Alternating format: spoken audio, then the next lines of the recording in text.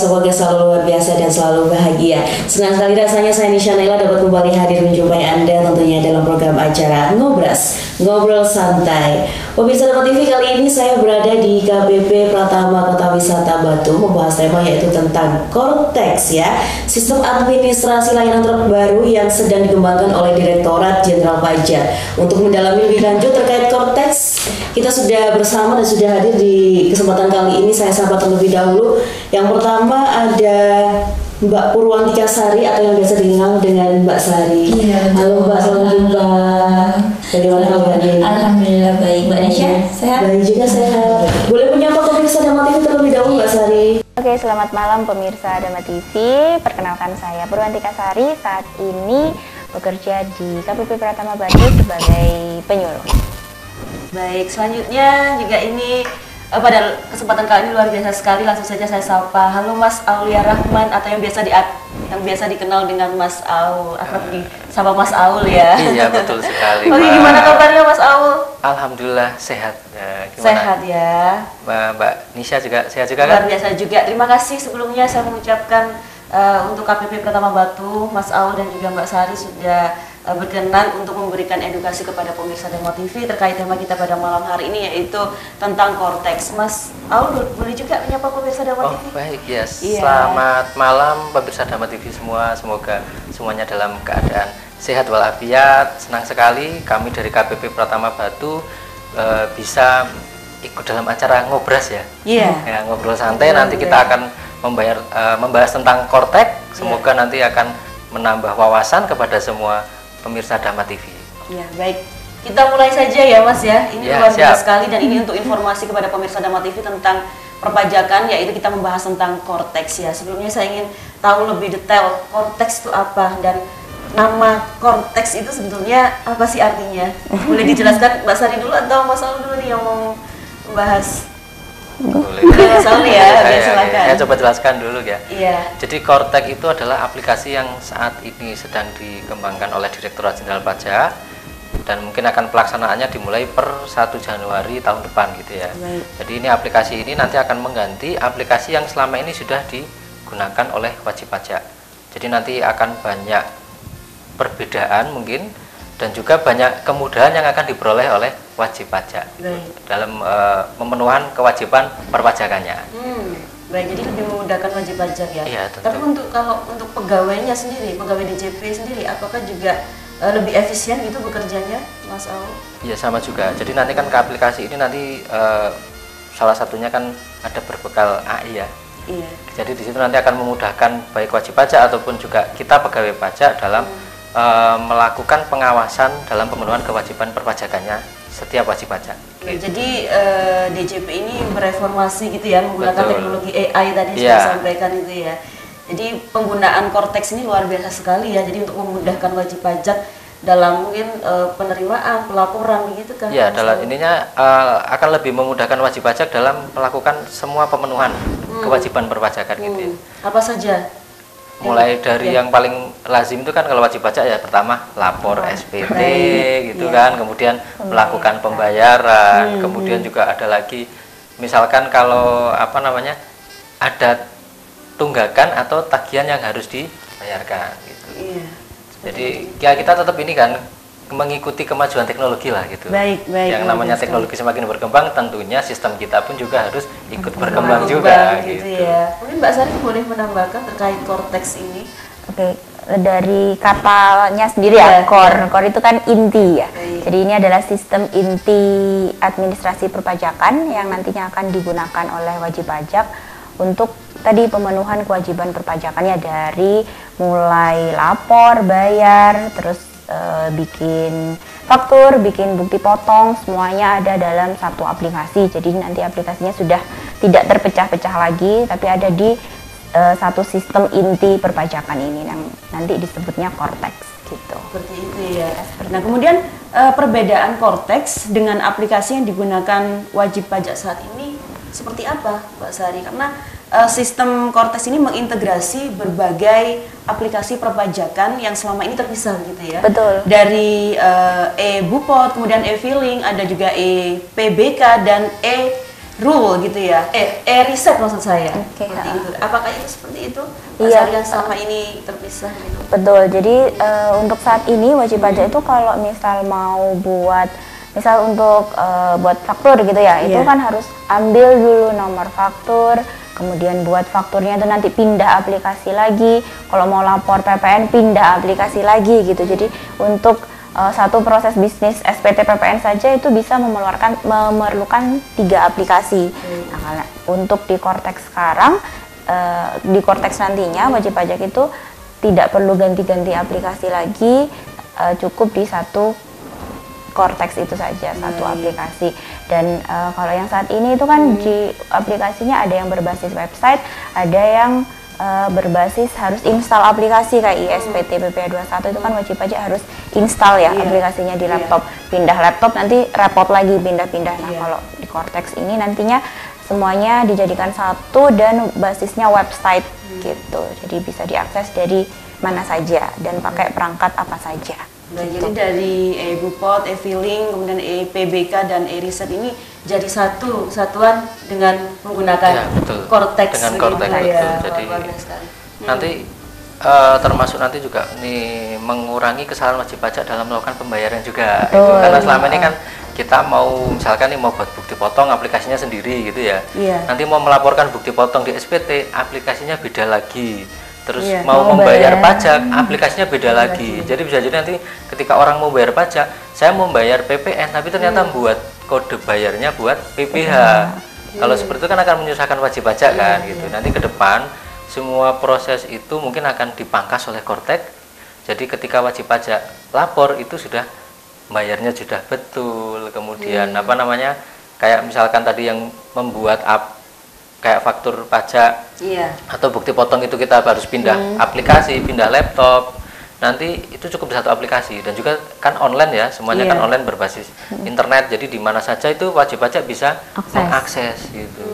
Kalau sekarang kan misalkan kita sudah nginstal aplikasi A, PPA 21 gitu di komputer gitu ya untuk pembuatan bukti potongnya, ketika kita lagi keluar kota nggak bawa komputer, butuh itu kesusahan kan gitu. Kalau ini nanti online berbasis web, ya bisa jadi smartphone aja mungkin bisa gitu kan. Jadi bisa dari situ kerja di mana aja kan bisa gitu Pak. Jadi lebih memudahkan sekali untuk wajib pajak gitu untuk Kortex ini. Apakah sejauh ini sosialisasinya sudah gencar dilakukan? Karena kan Mas Aulid tadi menyampaikan bahwa ini nanti akan hadir gitu ya aplikasi Kortex ini per tanggal 1 Januari 2024. Iya, rencananya gitu. 2025. Iya ya. Waduh ini ya. 2024 nanti kita 2024 kita pakai mesin waktu nanti. Oke. Iya siap. Jadi untuk sosialisasi sendiri nanti dibagi ada beberapa tahap yang sudah kita lakukan. Itu yang tahap pertama itu targetnya adalah 200 wajib pajak di setiap unit kerja. Jadi wajib pajak itu kita undang ke kantor, ke masing-masing unit kerja, kemudian kita berikan pelatihan, yaitu salah satunya adalah pengenalan dari Kortex itu apa. Jadi nanti ketika Kortex itu sudah launching, mereka sudah nggak kaget lagi. Oh ternyata Kortex itu seperti itu. Kemudian kita juga sudah mempraktekkan juga ada beberapa proses bisnis ya di kami. Salah satunya adalah proses bisnis untuk pembuatan faktur pajak, pembuatan bukti potong, serta pelaporan SPT-nya. Dan juga nanti bagaimana cara membayarnya gitu. Jadi kita sudah ada sekitar 200 ya dari targetnya itu kemarin selesai di bulan September. Alhamdulillah di KPP Pratama Batu kita tanggal berapa terakhir ya? Pertengahan September itu kita sudah mengedukasi, mengundang itu kurang lebih 200 wajib pajak. 200 wajib pajak untuk di tahap pertama ini untuk wilayah Batu. Jadi sosialisasi tetap sesuai dengan wilayah KPP-nya masing-masing. Jadi ini ada waktu kurang lebihnya 4 bulan ya sebelum menjelang tahun baru 2025 ya. Betul. Jadi saya ulangi lagi ya 1 Januari 2025 ya. Iya 2025. Baik. Ya. Terus apa ini juga sih kayak wajib pajak juga bisa mengakses di DJP online ya. Itu ada juga kanal untuk Kortex, itu bisa kalau ingin lebih tahu simulasi. Bisa. Simulasi di situ juga. Simulasi Kortex. Kalau yang di tahap 1 kemarin itu kan untuk jaringannya cuma bisa diakses di kantor. Wajib pajak juga ketika kami undang itu pakai wifi kantor dan cuma bisa diaksesnya pakai wifi kantor itu aja. Ketika wajib pajak nanti mau akses lagi itu sudah tidak bisa karena sudah berada di luar kantor.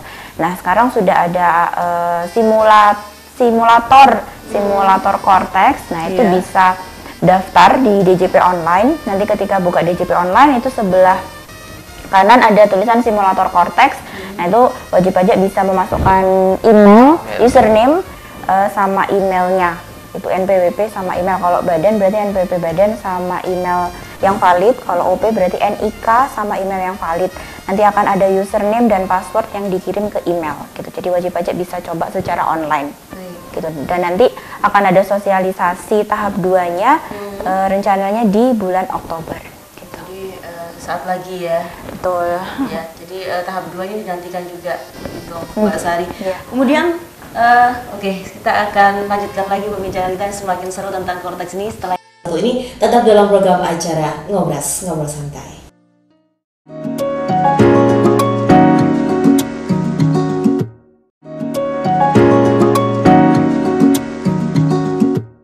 Masih dalam program acara Ngobras, Ngobrol Santai bersama saya Nisha Naila, Mbak Purwantika Sari dan Mas Aulia Rahman membahas tema yang luar biasa pada kesempatan kali ini pemirsa, yaitu tentang Cortex. Baik, kita lanjutkan lagi ya tentang Cortex ini. Tadi kita sudah berbincang apa itu Cortex dan bagaimana penggunaan aplikasinya. Jadi ini untuk Cortex ini memang harus diinstal dulu ya untuk aplikasinya ya di smartphone. Kalau untuk Cortex nantinya tidak perlu install aplikasi. Baik. Karena berbasis website ya Mbak Nisha. Baik. Jadi bisa langsung connect internet dan dibuka lewat HP atau laptop atau komputer, pokoknya perangkat apapun yang dimiliki sama wajib pajak. Karena dia basisnya website, jadi tidak perlu install apapun. Jadi tidak perlu install apapun ya ini ya. Yang penting ada koneksi internet. Koneksi internet. Kalau install aplikasi khusus Cortex itu nggak ada. Paling kan yang install yang jelas aplikasi browser kan. Kan berbasis web gitu ya. Kalau nggak punya aplikasi browser juga sama juga. Jadi kalaupun install aplikasi browser, dan saya rasa kan semua perangkat itu sudah ada aplikasi browsernya kan. Bisa pakai Google Chrome misalkan, Mozilla atau mungkin apa Microsoft Edge itu ya kalau sekarang itu jadi gitu. Jadi cukup melalui browser tadi kita sudah bisa mengakses Cortex itu gitu. Karena berbasis online itu, jadi pemirsa Dama TV ini bisa dimanapun dan kapanpun ya untuk mengakses Cortex ini ya, walaupun misalkan tidak berada di kota wisata Batu, misalkan di Jakarta gitu. Bisa banget ya. Bisa banget dimanapun sepanjang ada koneksi internetnya ya. Oh iya. Ada koneksi internet. Kemudian nanti juga bersifat real time juga Cortex itu nanti ke depannya gitu. Yang selama ini kan mungkin kita nggak real time ya, kita misalkan membuat bukti potong, belum tentu nanti yang dipotong itu langsung menerima bukti potongnya. Ke depan nanti online semuanya, online dan real time. Oke, online dan real time. Kemudian manfaat apa saja yang bisa dirasakan oleh wajib pajak itu dengan adanya Cortex ini, Mas Aulia? Mas Aulia dulu ya. Boleh, baik. Jadi kalau untuk manfaat sendiri terutama yang pertama adalah satunya lebih memudahkan wajib pajak dalam melakukan pemenuhan kewajiban perpajakannya ya. Kemudian yang kedua adalah karena tadi satu bersifat online dan real time, jadi wajib pajak bisa mengakses dari manapun, kemudian juga bisa langsung mengetahui juga dia punya kewajiban apa, kurang lebih kan gitu kan. Jadi nanti ada salah satu di Cortex itu ada namanya itu buku besar. Jadi buku besar itu nanti itu sudah ketahuan ada kewajibannya berapa, ada ibaratnya itu ada rangkumannya gitu loh Mbak itu. Dia harus masih bayar pajak berapa atau mungkin ada sisa pajak berapa itu ada di buku besar itu. Terus yang kedua juga nanti kemudahan atau manfaatnya lagi adalah kalau selama ini mungkin untuk wajib pajak badan itu kan misalkan dia punya 5 karyawan, itu aksesnya kan hanya ke salah satu karyawan ya, pakainya kan gantian. Kalau di Cortex nanti bisa menunjuk role masing-masing karyawan. Contohkan ada role karyawan yang khusus hanya untuk membuat bukti potong atau faktur pajak, kemudian ada lagi yang untuk melaporkan SPT seperti itu. Jadi nanti bisa mendelegasikan beberapa fungsi atau role itu ke pegawai atau ke karyawannya sesuai dengan fungsinya masing-masing. Kalau selama ini mungkin masih campur-campur lah gitu, karena aksesnya kan cuma satu saja. Untuk wajib pajak badan cuma hanya boleh diakses oleh NPP badannya. Kalau ke depan nanti disesuaikan gitu, misalkan kayak Mbak Sari ini di perusahaan A, dia sebagai pembuat faktur gitu ya, nanti bisa dikasih role dia hanya membuat faktur pajak. Dan itu bisa login dari punya saya sendiri gitu, jadi nggak harus pakai loginnya badan atau loginnya direktur gitu kan, karena datanya ada yang bersifat rahasia ya gitu. Jadi gitu. Nanti kalau sekarang kan ya login pakainya login badan itu tadi. Bisa jadi nanti yang buat faktur si A, yang laporan si B gitu kan, lupa ngomong akhirnya lah ada yang kelewat. Kalau nanti kan sudah ketahuan, oh ini yang buat si A, si B dan sebagainya gitu. Jadi Lebih tentunya rigid pembagian tugasnya. lebih memudahkan wajib pajak lah gitu. Sama mungkin tambahannya adalah beberapa layanan yang selama ini tidak borderless ya, artinya kalau bukan wajib pajak KPP Batu nggak bisa mengajukan di KPP lain gitu ya. Harus di KPP Batu, pengajuannya di Kortek. Itu lebih banyak layanan yang bisa bersifat borderless, artinya bisa diajukan di mana saja gitu ya. Jadi bisa wajib pajak Singosari gitu ya, atau orang mana, kalau sini tuh Ngantang atau Bujon itu kan lebih dekat ke Batu, tapi secara wilayah kerja dia wilayahnya punya KPP Singosari gitu. Terkadang ke sini saya mau melakukan aktivasi NPWP gitu, kita tidak bisa bantu karena bukan wilayah kerja kami di sistem yang sekarang, itu kita tidak bisa, tapi ke depan itu bisa datang ke KPP Batu atau KPP terdekat. Apakah itu hanya di satu wilayah, misalkan Batu, Malang, Kabupaten Malang, atau seluruh Indonesia? Seluruh Indonesia. Seluruh Indonesia bisa ya. Iya. Gitu. Jadi yang ya itu tadi seluruh Indonesia, Mbak. Jadi ya, intinya lebih memudahkan lah gitu. Baik. Jadi walaupun saya orang Malang, misalkan mengurus di luar kota bisa? Bisa, nanti bisa gitu. Cuma bedanya nanti tidak semuanya langsung selesai di hari itu. Kalau misalkan ada yang harus ditindaklanjuti, itu yang ditindaklanjuti adalah KPP terdaftarnya, dan hasilnya pun nanti akan langsung dikirim ke akunnya wajib pajak, ke Korteknya wajib pajak itu, ke portalnya wajib pajak gitu. Karena kan ini berbasis online dan bisa menggunakan tablet, kemudian smartphone, laptop gitu ya. Apakah ini data-datanya ini akan aman begitu, Mas? Dengan sistem online seperti ini, Kortex seperti ini, apakah sejauh ini aman? Gitu? Kalau untuk kerahasiaan data dan keamanan, tentunya kami dari Direktorat Jenderal Pajak memastikan data itu aman gitu ya. Sepanjang si wajib pajaknya satu tadi, dia juga harus mengamankan akunnya sendiri. Itu kan, karena kan biasanya itu pencurian data itu terjadi karena kita itu tidak aware dengan keamanan data kita. Contohnya nih, kita membuat password yang gampang, 1, 2, 3, 4, 5, 6. Nah itu kan gampang dibobol kan, seperti itu gitu ya. Jadi mungkin ya yang harus dipastikan adalah kita harus menjaga keamanan kita ya, security awareness kita itu, untuk keamanan kita itu benar-benar harus kita pastikan gitu. Termasuk mungkin kalau yang sekarang lagi rame itu kan ada WhatsApp ya yang mengatasnamakan Direktorat Jenderal Pajak, dia meminta, atau mungkin juga selama ini juga sering juga ada yang ini apa, phishing ya kalau nggak salah ya, itu kan untuk akun bank dan sebagainya. Itu kan kadang kan seolah-olah mengatasnamakan perusahaan A atau ini minta data ini lah, itu yang mungkin yang lebih saya himbau kepada wajib pajak atau semua masyarakat itu lebih aware lagi masalah itu. Iya. Karena kan ini Mas ya, tadi kita sudah ulas perbedaan Kortex dengan aplikasi yang digunakan wajib pajak saat ini. Itu ada beberapa aplikasi ini belum bisa digunakan secara online. Nah, dengan Kortex ini kan otomatis online semua gitu ya. Kenapa saya tanya apakah keamanannya ini terjaga seperti itu nantinya? Ternyata sudah dijawab akan aman begitu ya, asalkan akan dijamin aman. Akan dijamin aman.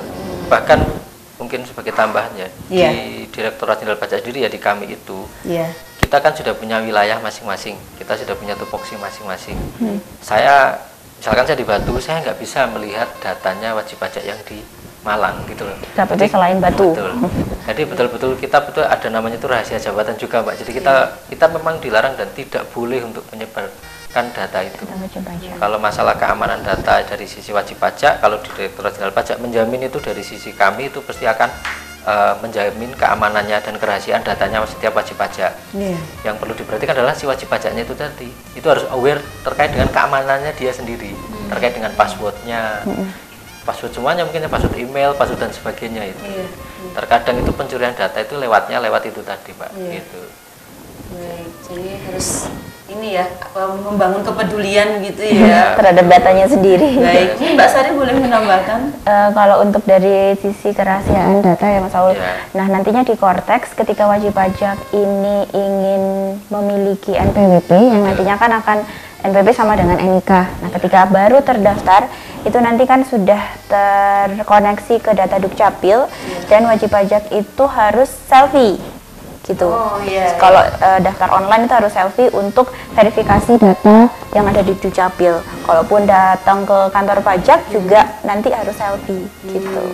Jadi harus match antara yang datang sama data yang ada di Dukcapil, sama data dirinya gitu. Jadi sama misalkan misal aplikasi apa gitu kan, Iya, betul. terus ada Face deteksi wajah. recognition. Ada verifikasi biometrik wajahnya Iya, itu betul. kan. Jadi Sama. kan aman nggak, jadi nggak bisa sembarangan orang. Sembarangan orang yang daftar NIK-nya Karena kan harus tahu dipakai. NIK, NKK dan sebagainya. Terus tadi kan ada tambahan itu untuk verifikasi biometrik dari wajah itu kan. Jadi kita jamin kerahasiaan dan keamanannya itu kita jamin. Gitu. Baik, jadi pemirsa Dharma TV tidak perlu khawatir ya, karena Iya. sudah dijamin kerahasiaannya oleh Direktorat Jenderal Pajak tentunya. Baik, luar biasa sekali. Saya lanjutkan lagi dengan pertanyaan, apakah wajib pajak nanti bisa langsung menggunakan Cortex? Mbak Sari. Tentu saja bisa, karena tadi kan basisnya online ya. Iya. Nah, nanti ketika Cortex ini launching, wajib pajak itu bisa untuk aksesnya itu ada 3 menu. Baik. Yang pertama adalah Digital Access Request. Nah, Digital Access Request ini digunakan untuk wajib pajak yang sebelumnya sudah punya NPWP tapi belum pernah akses di DJP online gitu. Kalau mau akses di Cortex bisa ke Digital Access Request. Kemudian yang kedua ada New Registration. New Registration itu kalau belum punya NPWP itu bisa daftar baru di New Registration. Kemudian yang terakhir adalah Reset Password, nama menunya. Reset Password itu digunakan untuk wajib pajak yang sudah punya NPWP dan sudah pernah akses DJP online. Nanti ketika klik reset password, itu wajib pajak akan akan input username atau NPWP-nya sama email yang valid. Nah, nanti username dan passwordnya akan dikirim ke email yang diinput itu. Jadi email di sini tuh sangat krusial nanti di Cortex ini gitu. Penggunaan email ya. Betul, penggunaan email. Kalau di DJP online sekarang yang krusial itu adalah EVIN. Ketika mau daftar butuh EVIN, ketika mau reset password itu juga butuh EVIN gitu. Kalau misal EVIN-nya lupa harus datang ke kantor minta EVIN dulu gitu. Kalau misal ada wajib pajak badan itu kan minta EVIN-nya tidak bisa sembarangan ya, karena harus di KPP terdaftar dan lain-lain. Itu juga ribet ya, menyulitkan wajib pajak. Nah, untuk di Cortex nantinya itu yang krusial adalah email. Email. Jadi ini Betul. kalau bisa passwordnya juga jangan lupa. Iya.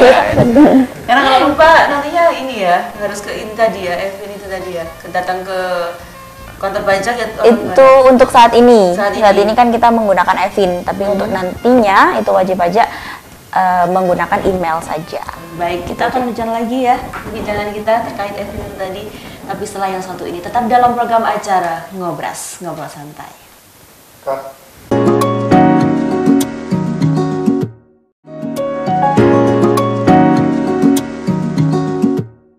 Terima kasih Anda masih bersama kami dalam program acara Ngobras Ngobrol Santai bersama saya Nisha Naila, Mbak Sari dan Mas Al ya.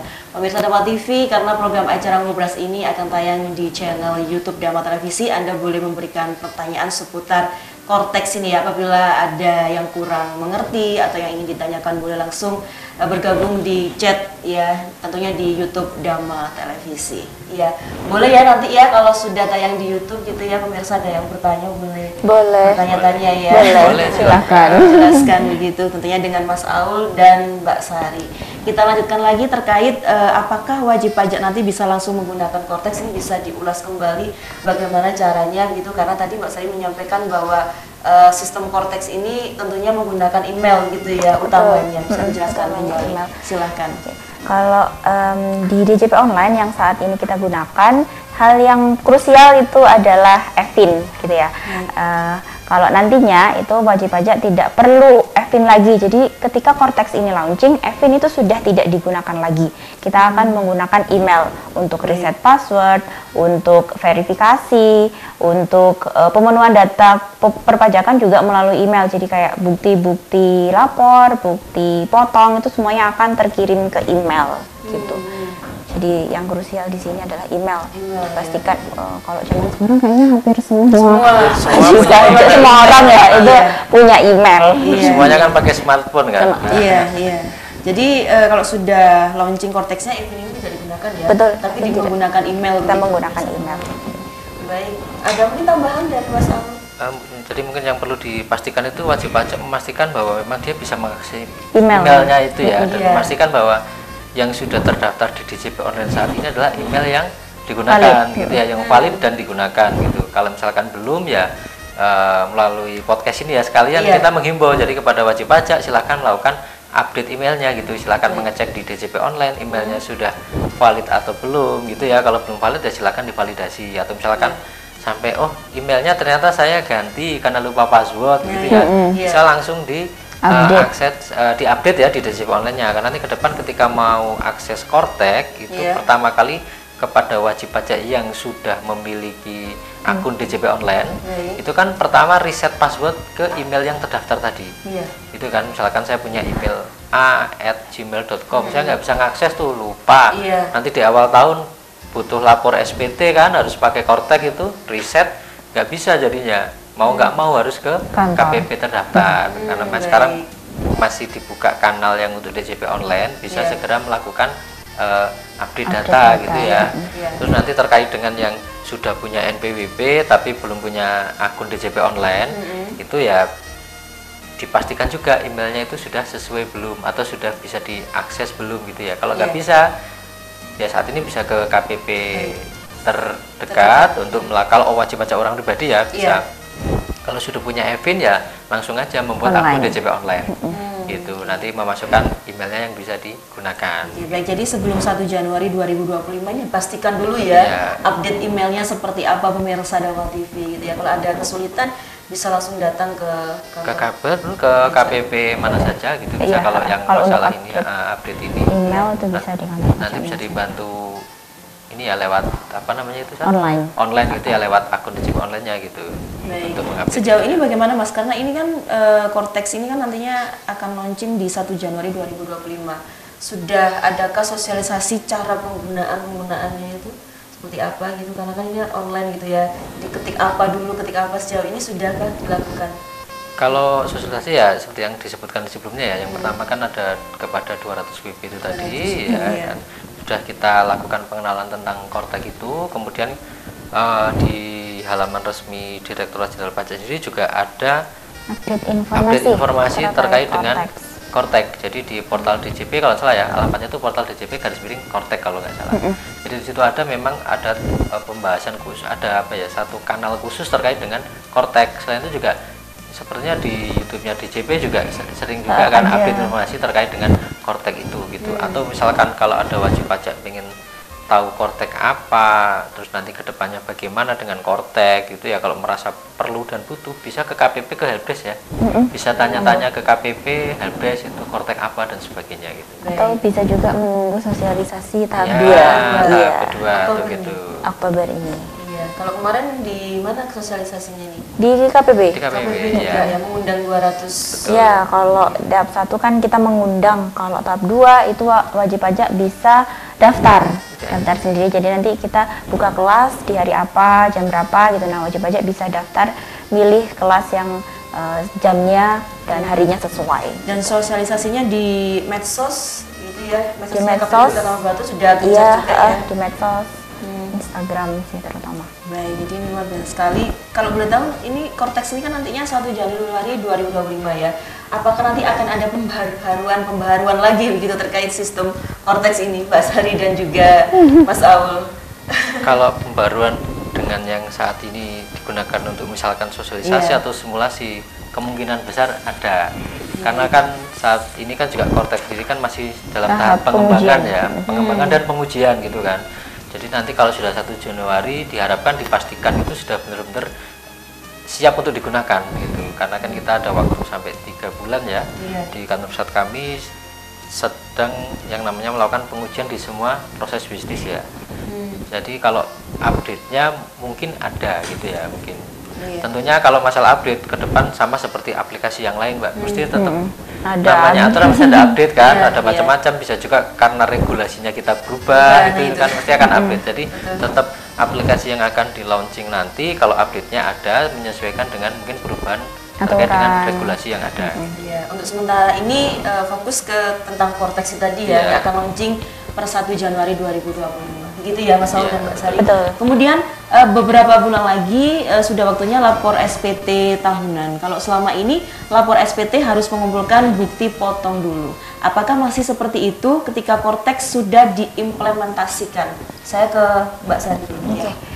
Jadi nanti ketika Cortex diimplementasikan tadi seperti yang sudah dijelaskan sama Mas Aul, selain borderless juga real time dan ada namanya pre-populated. Jadi kalau semisal lawan transaksinya atau pemberi kerjanya membuat bukti potong, itu nanti akan langsung masuk ke menu Cortex-nya.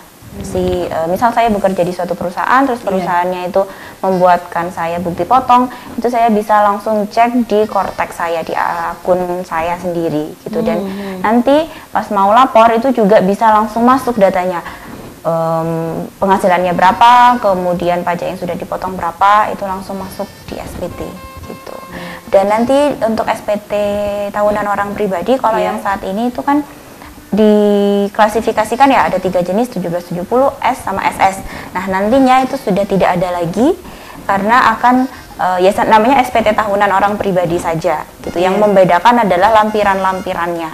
Jadi lampiran-lampirannya itu muncul kalau kita jawab pertanyaannya. Misal apakah punya penghasilan dari usaha? Iya. Nah nanti akan ada muncul lampiran. Kalau misal dijawab no, ya lampiran itu tidak akan muncul. Gitu. Jadi hanya satu jenis SPT dan yang membedakan adalah lampirannya. Lampirannya muncul sesuai pertanyaannya tadi, dijawab yes atau no. Gitu. Jadi bisa dijawab, itu bisa dijawab sesuai dengan keadaan. Iya, betul. Apakah nanti mohon maaf ya, misalkan tidak seperti kenyataan begitu Mbak Sari? Kalau tidak seperti kenyataan nanti ada notifikasinya. Jadi kalau semisal kita punya bukti potong, kita bekerja, terus habis itu dijawab misal apakah ada pekerjaan dari dalam negeri gitu misalnya ya, dijawab tidak, itu nanti ada notifikasinya. Notifikasinya kurang lebih, kamu punya bukti potong loh gitu. Kamu ada bukti potong loh yang diterbitkan sama lawan transaksi gitu. Untuk masalah submitnya bisa apa enggak, kalau yang di tahap 1 kemarin, kalau misal punya bukti potong ketika mau disubmit itu error, nggak bisa gitu. Begitu ya. Baik, Mas Saul bisa menambahkan terkait SPT tahunan ini, kalau selama ini lapor SPT harus mengumpulkan bukti potong dulu, apakah masih seperti itu ketika Cortex ini sudah diimplementasikan dan sudah dijalankan? Ya seperti yang disampaikan sama Mbak Sari tadi ya, jadi nanti ketika SPT tahunan, Cortex ini kan satu bersifat real time, artinya ketika kita dipotong oleh perusahaan atau wajib pajak yang lain, nanti bukti potong itu akan masuk ke kita secara otomatis. Gitu ya, jadi termasuk dokumen pemotongannya. Karena kan kalau mungkin selama ini bukti potong ya sebenarnya sama sih dibuat secara elektronik kan, tapi kan belum masuk ke kita dokumennya gitu ya, harus minta dulu ke pemotong. Misalkan saya bekerja di perusahaan A, perusahaan itu tiap bulan ada pemotongan pajak atas yang penghasilan saya peroleh, kan harus minta bukti potong saya mana gitu. Nanti ke depan itu dokumennya otomatis akan masuk ke akun kita gitu ya. Jadi ada, kemudian juga ada ini juga fitur semacam lonceng ya, pemberitahuan bahwa ini ada di atas itu notifikasi gitu ya, bahwa kita tuh ada bukti potong yang masuk gitu ya. Jadi itu kan tentunya akan memudahkan wajib pajak ya, apalagi kalau untuk wajib pajak orang pribadi, salah satunya kalau aturan yang sekarang kalau lebih bayar kan harus melampirkan bukti potong kan gitu. Dan kita juga jadi tahu juga bahwa selama ini kita memang benar-benar dipotong oleh pajaknya oleh pihak lain dan ada buktinya. Terus nanti ketika lapor SPT tahunan itu ya, itu kan kalau sekarang itu kayak kita bukti potong harus nginput satu-satu tuh Pak. Ada berapa, ada ini. Nanti ke depan itu otomatis ya itu udah masuk ke itu tadi. Sepanjang kita menjawab pertanyaan yang di induk SPT-nya itu yang mau dilaporkan itu sesuai dengan ini. Contohnya tadi kan, apakah Anda memiliki bukti potong dari penghasilan pemberi kerja gitu. Kalau dijawab iya, nanti akan otomatis masuk. Gitu. Jadi ada daftarnya ini bukti potongnya dari mana saja gitu. Itu perlu input satu-satu ya. Itu sama juga berlaku untuk yang kalau ini kan tadi bahas SPT tahunan ya. Nanti SPT PPN juga sama Mbak. Kalau SPT PPN selama ini kan faktur pajak kan dikirim secara manual gitu ya, dari yang pembuat fakturnya. Nanti ke depan dokumen faktur pajaknya itu juga otomatis masuk gitu. Jadi kita tidak ibaratnya kita nggak perlu repot-repot lagi minta itu lebih efisien gitu ya, karena tidak perlu lagi input data karena akan di-generate otomatis ya oleh sistem tersebut. Baik Mas Aul dan Mbak Sari, kita lanjutkan lagi ya setelah yang satu ini. Tetap dalam program acara Ngobrol Santai.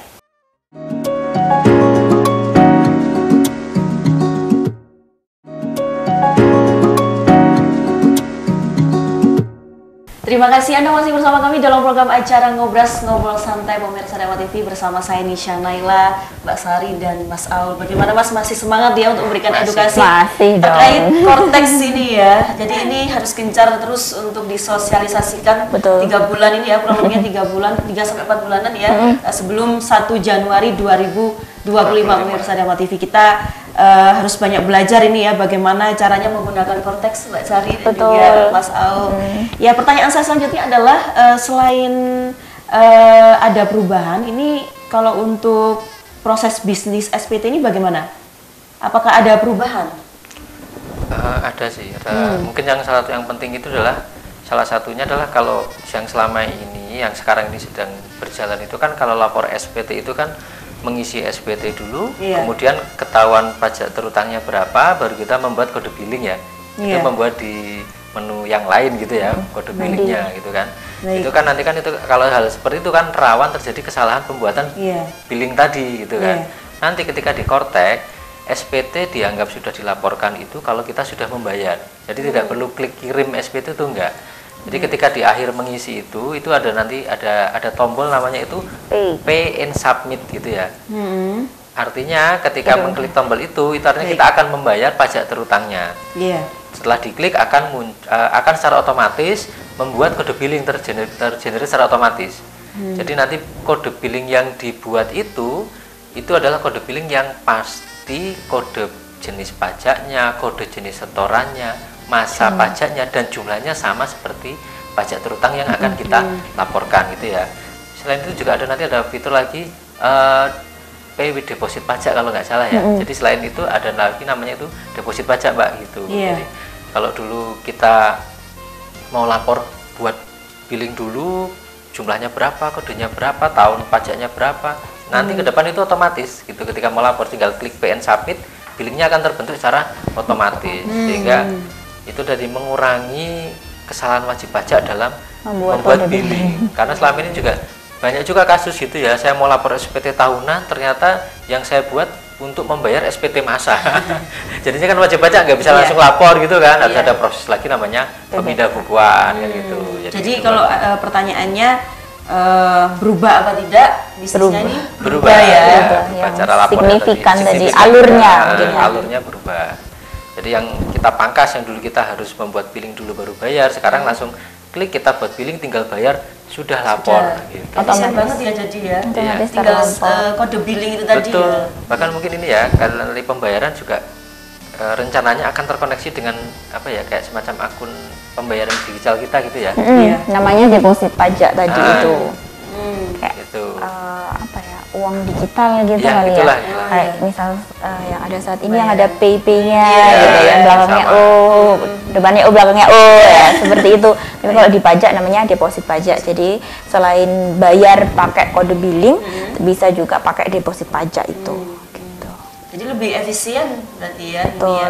Kemudian ini saya sempat membaca-baca juga Mbak Sari dan juga Mas Aul, ini ada 21 proses bisnis ya. Di antaranya yang berdampak langsung pada wajib pajak. Di antaranya ada registrasi, kemudian pembayaran, pelaporan SPT, taxpayer account, manajemen atau TAM, dan kemudian ada layanan perpajakan. Nah, ini bisa dijelaskan, ini ada 21 proses bisnis ini dan baru 5 yang di pemberitaan itu sudah dilaunchingkan begitu. Yang 16 kemana ini Mbak Sari? Yang 16 tentu saja sebenarnya sudah ada. Ini kan di kantor pusat sendiri juga sudah dalam tahap pengujian yang terakhir gitu. Tentu saja yang 16-nya ini sudah ada tapi belum disosialisasikan ke wajib pajak gitu. Jadi mungkin akan disosialisasikan di tahap 2 atau nanti di tahap 3. Jadi 5 itu ya. Betul, karena yang selain yang 5 tadi itu kita sedang lagi inilah tahap pengujian kan gitu kan. Karena nanti juga secara tidak langsung kan ini kan sangat berubah. Apa ya, kayak dari sisi wajib pajak gitu ya. Makanya sebelum kita launching betul-betul kita pastikan bahwa semua probis itu akan berjalan dengan lancar gitu, supaya tidak ada kendala lagi gitu. Harapannya seperti itu, Mbak. Jadi baru 5 ini ya untuk proses bisnis. Dan intinya sendiri kan ada di 5 ini. 16-nya itu kayak yang di luar tambahan-tambahan tadi. Semacam kebanyakan wajib pajak akan menggunakan yang 5 proses bisnis. Termasuk edukasi ya. Kayaknya nanti ke depan itu edukasi juga bisa lewat itu tadi minta edukasi itu bisa lewat Kortek tadi. Jadi misalkan saya sebagai wajib pajak kurang teredukasi hal apa itu bisa mengajukan di situ nanti gitu. Baik, luar biasa sekali. Jadi ini informasi, sekedar informasi dan edukasi ya. Mas Aul dan Mbak Sari agar pemirsa dan TV lebih memiliki wawasan terkait Kortex gitu, utamanya terkait dengan proses bisnis. Ya, baik. Kemudian tadi Mas Aul dan Mbak Sari juga membahas tentang deposit pajak ya. Deposit pajak itu apa sih? Deposit pajak itu adalah salah satu skema pembayaran, selain kode billing itu bisa lewat deposit pajak. Nah, deposit pajak ini itu bisa digunakan untuk pembayaran pajak apa saja gitu kayak apa ya, uang digital gitu. Kalau sekarang disebutkah? Iya, e-commerce gitu, PPP. Kalau sudah top up itu kan ketika kita mau belanja tinggal bayar, pilih pakai yang PayPay-an itu. Nah, di pajak juga ada namanya deposit pajak. Jadi wajib pajak bayar dulu di awal, terus nanti ketika ada pajak kurang bayar itu bisa diambil dari situ. Jadi misal isi deposit pajak di bulan Januari, kemudian di bulan Februari ada SPT masa PPN kurang bayar, itu nanti ketika mau submit dikasih pilihan mau bayar pakai kode billing atau deposit pajak gitu, sepanjang deposit pajaknya mencukupi. Jadi kalau semisal kurang bayarnya 10 juta tapi deposit pajaknya cuma 5 juta, itu enggak bisa setengah-setengah. Jadi misal 5 jutanya pakai deposit, 5 jutanya pakai kode billing, kayak gitu enggak bisa. Jadi deposit pajaknya harus di top up dulu jadi 10 juta, baru nanti bisa dibayar pakai deposit pajak. Atau mau pakai kode billing saja, jadi dibayar 10 juta pakai kode billing itu semuanya. Gitu. Dan deposit pajak ini tidak berbatas tahun ya, jadi lintas tahun pun bisa. Jadi misal top up di isi deposit pajak di 2025, kemudian belum habis di 2026 itu masih bisa dipakai. Gitu. Jadi harus deposit dulu ya, bayarannya itu harus deposit dulu. Enggak harus, itu hanya pilihan saja. Jadi keuntungannya wajib pajak itu bisa terhindar dari keterlambatan bayar. Gitu, SPT masa unifikasi itu kan bayarnya paling lambat tanggal 10. Kalau semisal lewat itu kan ada dendanya. Nah, deposit pajak itu kan misal bisa dibayar di awal tahun. Ketika nanti mau bayar pajak, tanggal bayarnya ini sama dengan tanggal bayar deposit gitu. Jadi menghindarkan wajib pajak dari keterlambatan bayar. Itu sih salah satu keunggulannya deposit pajak ini. Oke, mungkin Mas Alia bisa menambahkan terkait deposit pajak ini. Ya, mungkin deposit pajak itu kan namanya deposit ya, kan tabungan ya, artinya tabungan pajak, artinya tabungan dalam bentuk akun atau kode jenis setoran yang digunakan secara global nanti ke depannya gitu ya. Seperti yang disampaikan Sari tadi, itu nanti akan menghindari denda keterlambatan, Mbak. Contohnya nih kan di pajak itu kan gini, kalau kita telat lapor aja kita ada dendanya. Telat bayar itu juga ada dendanya gitu kan. Tapi kalau sudah punya deposit, misalkan di awal tahun saya punya deposit pajak gitu ya. Terus kemudian saya sudah lapor SPT untuk bulan Januari gitu ya. Itu ada terutang pajak misalkan 1 juta, di depositnya kita 10 juta gitu. Kita bayar itu pakai yang 1 juta tadi, dari 10 tadi tahu sisa 9 juta. Kemudian nanti di bulan Februari ternyata kita tahu SPT kita itu salah gitu ya, harus kita betulkan. Pajak terutangnya kan jadi bertambah. Ketika bertambah itu kalau kita bayarnya pakai deposit tadi, itu tidak dihitung keterlambatan pembayaran gitu. Jadi intinya itu satu memudahkan wajib pajak kan, dan juga mengurangi potensi denda keterlambatan tadi gitu. Jadi lebih enak lagi kalau misalkan sudah punya deposit, nanti kalau pas mau lapor kan tinggal klik pakai deposit, selesai bayar tanpa perlu kita bayar-bayar lagi. Tapi deposit nggak kayak tabungan ya, Mas Aul dan Mbak Nisha, kalau di deposit kan ada bunganya, kalau deposit pajak ini nggak ada.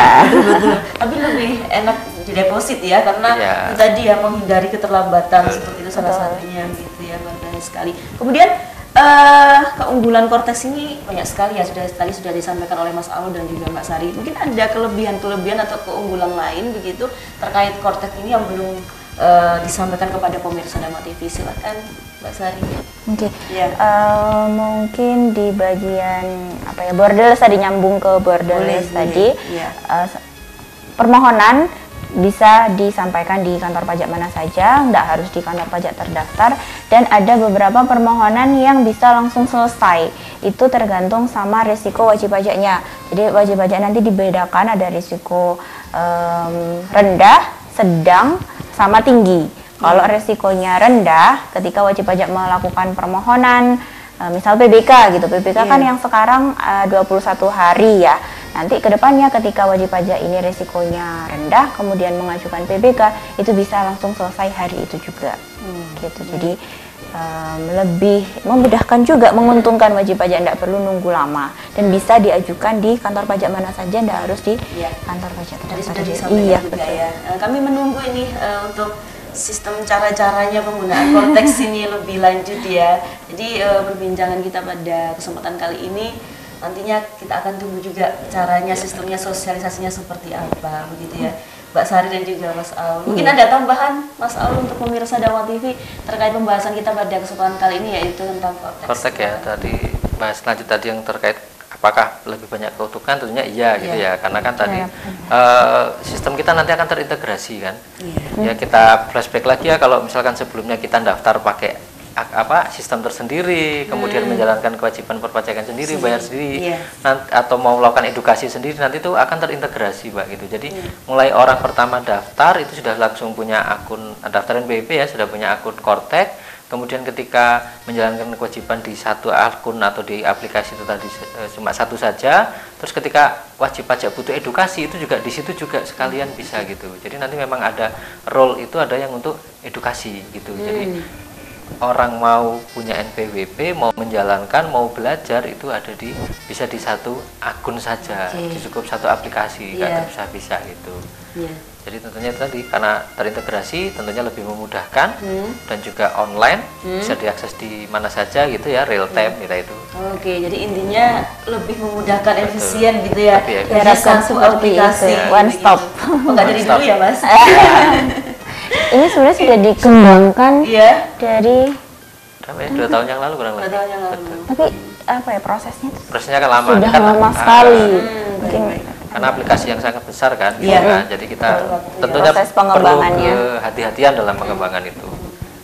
Ya, luar biasa sekali. Semoga ini pemirsa Dharma TV ini bisa teredukasi terkait Cortex ini ya, dan nantinya kita juga menunggu ya di tahap kedua ya. Betul. Itu bagaimana caranya bisa disampaikan juga pada pemirsa Dharma TV? Kalau untuk tahap kedua, sampai saat ini kami juga belum dapat petunjuk teknisnya bagaimana, tapi nanti akan disampaikan secara online lewat media sosial kami. Jadi pemirsa Dharma TV kalau mau memperoleh informasi perpajakan yang update bisa follow Instagram @pajakbatu.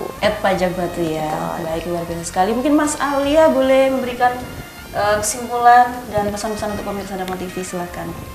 Mungkin lebih ke ini sih, pesan-pesan aja ya gitu ya. Kalau kesimpulannya kan ya sama aja, bahwa nanti kewajiban perpajakan tetap ada, nanti ke depan lebih memudahkan wajib pajak melalui Cortex gitu ya.